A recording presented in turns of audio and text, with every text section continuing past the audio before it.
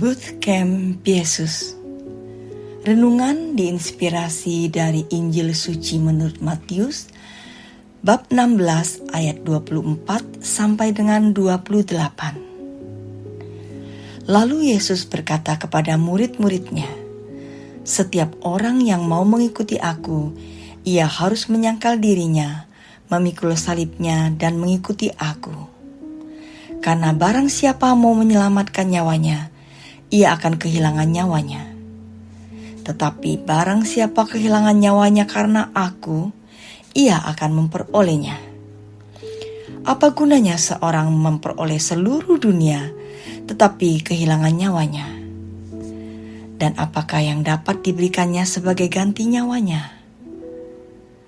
Sebab Anak Manusia akan datang dalam kemuliaan Bapanya, diiringi malaikat-malaikatnya.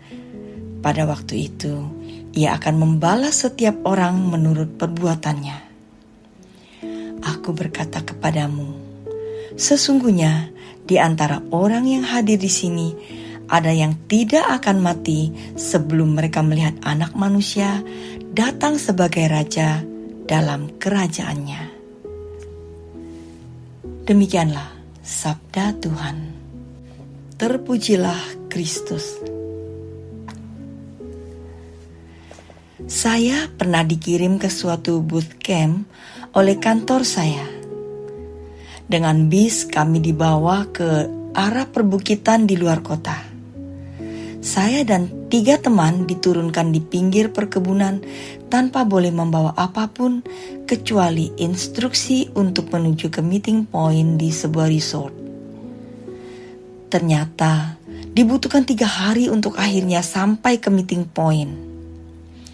Dari syok, putus asa, menderita, sampai kita niat meneruskan jalan sesuai instruksi, mengandalkan fisik, menguatkan emosi, positif mindset, serta kasih dan kerjasama peserta satu grup untuk mengatasi tantangan di perbukitan dan fokus menuju resort.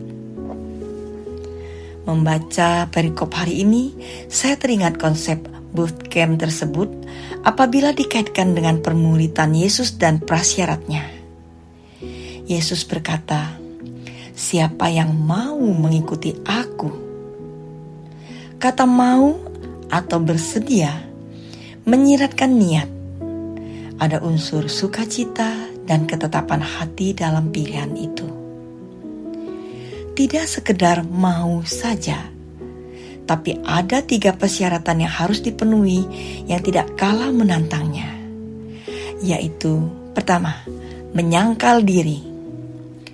Tujuan utama menyangkal diri adalah demi kemuliaan Kristus. Kehendaknya demi kebaikan saudara-saudara kita, kebaikan jiwa kita.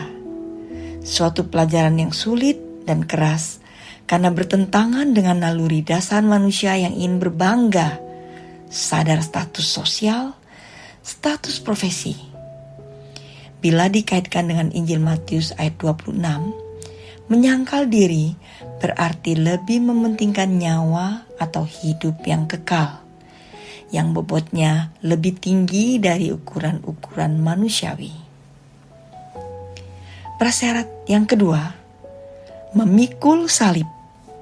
Salib ada di tengah jalan agar kita bisa mengelola penderitaan kita dan tidak membuatnya menjadi halangan dalam melayani Allah.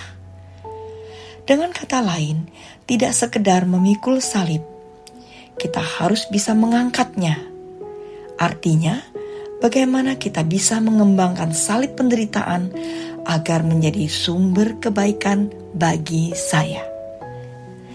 Prasyarat ketiga, salib penderitaan sebagai pribadi maupun sebagai orang Kristen, yaitu jalan agar kita serupa dengan Kristus.